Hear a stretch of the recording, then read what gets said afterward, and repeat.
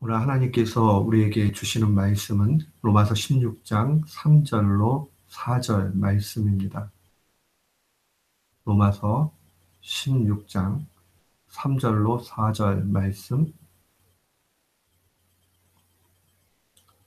우리 같은 마음으로 주의 말씀 봉독토록 합니다. 너희는 그리스도 예수 안에서 나의 동력자들인 브리스기아와 아굴라에게 문안하라.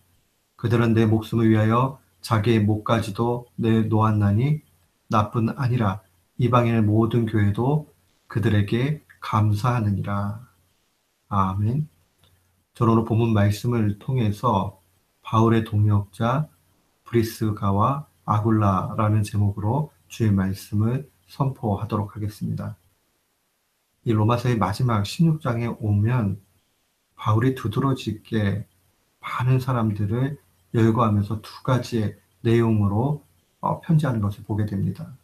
하나는 모든 것을 선하게 인도해 주시는 그런 하나님께 영광 돌리는 내용이고, 또 하나는 그 열거된 동역자들에게 일일이 감사하고 있는 것을 보게 됩니다. 사랑하는 성도 여러분, 오늘 이 바울이 마지막 사역의 뒤안역에서 이러한 결단을 내리고 또한 편지를 한 것을 볼 때에 우리가 하나님 앞에 바로 살아가며 나아가는 심령들이 어떠한 모습이었는가 하는 것을 보게 됩니다. 오늘 본문에 나타난 브루스가와 아굴라 부부에 대해서는 신약 성경에 총 6번이 등장을 합니다.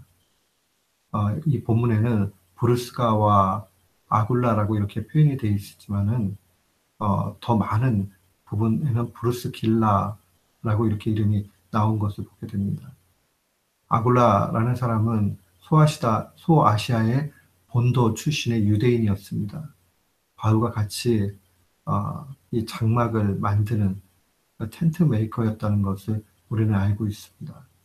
반면에 브루스길라는 그 이름 자체가 작은 노부인이다. 귀족의 이름입니다. 실제로 고고학적으로 보면 로마의 명문 귀족 가문 중에 브루스가가 존재하는 것을 볼 수 있습니다. 그래서 학자들이 볼 때에 이 브루스길라는 이 로마의 귀족이 아니었겠는가 그런 이야기를 합니다. 근데 독특한 사실은 당시의 시대 배경과 조금 다르게 아내의 이름이 먼저 등장하는 것을 보게 됩니다. 이 아굴라와 브루스길라 이런 표현보다는 브루스길라와 아굴라라는 표현이 익숙하게 성경 속에 나타납니다. 그것은 바로 사회적 지위가 브루스길라가 더 뛰어났기 때문에 그렇게 한 경우도 있고, 또 교회에서 어찌 되었던지 간에 이 아내의 영향력이 굉장히 주도적으로 나타났다는 것을 보게 됩니다. 사랑하는 성도 여러분, 하나님께서는 남자와 여자의 구별을 두셨지만 차별을 두시지는 않으셨습니다.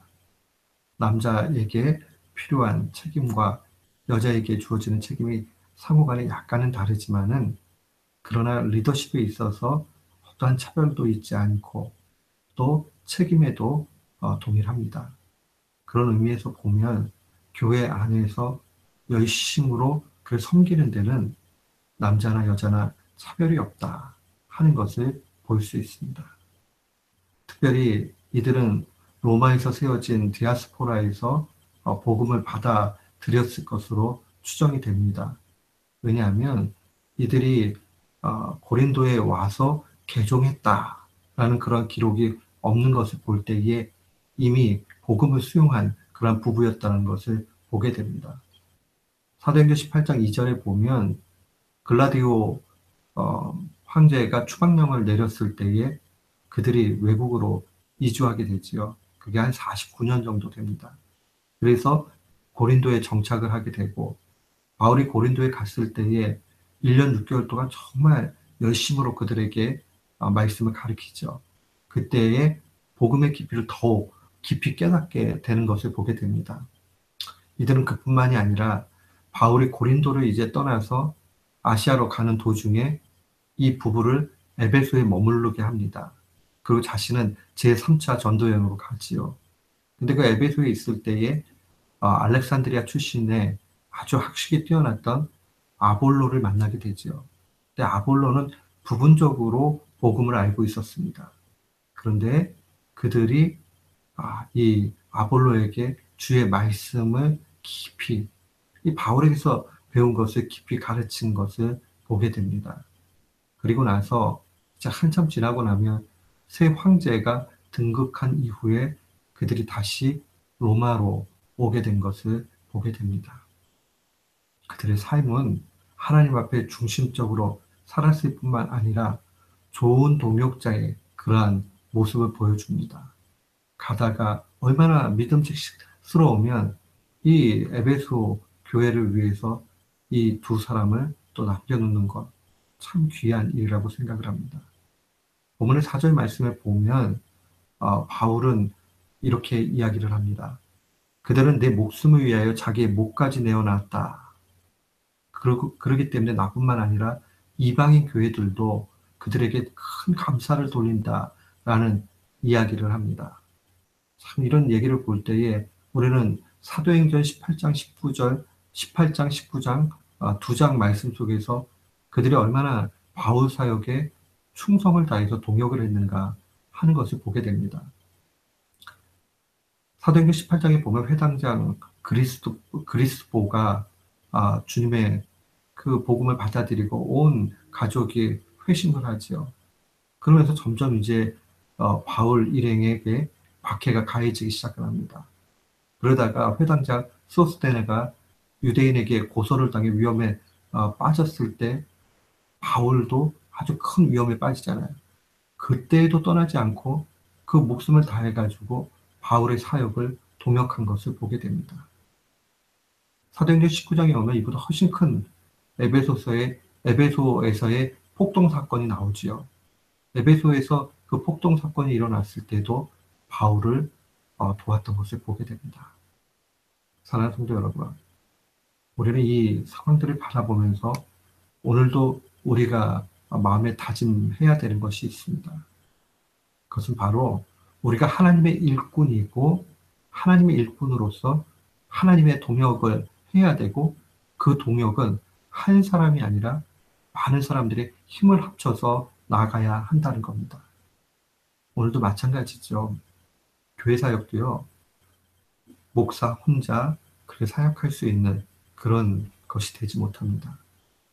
오히려 많은 동역자들과 교인들과 한마음이 되어져서 몸된 교회를 세워져 나가는 것이 필요합니다.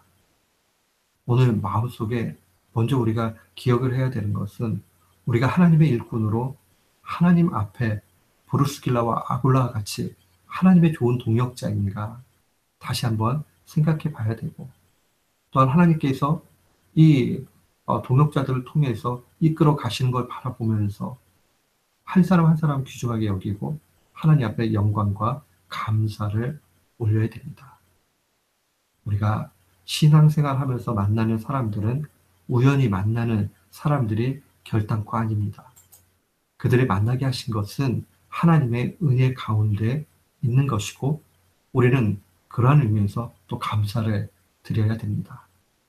사랑하는 성도 여러분, 오늘도 우리 교우들에게 서로 감사하고 또 하나님 앞에 영광 돌리면서 또 우리가 좋은 동력자가 되기를 바라는 마음으로 그렇게 하루도 성실히 사시는 귀한 교우들 되시기를 주님의 이름으로 축원합니다. 아멘.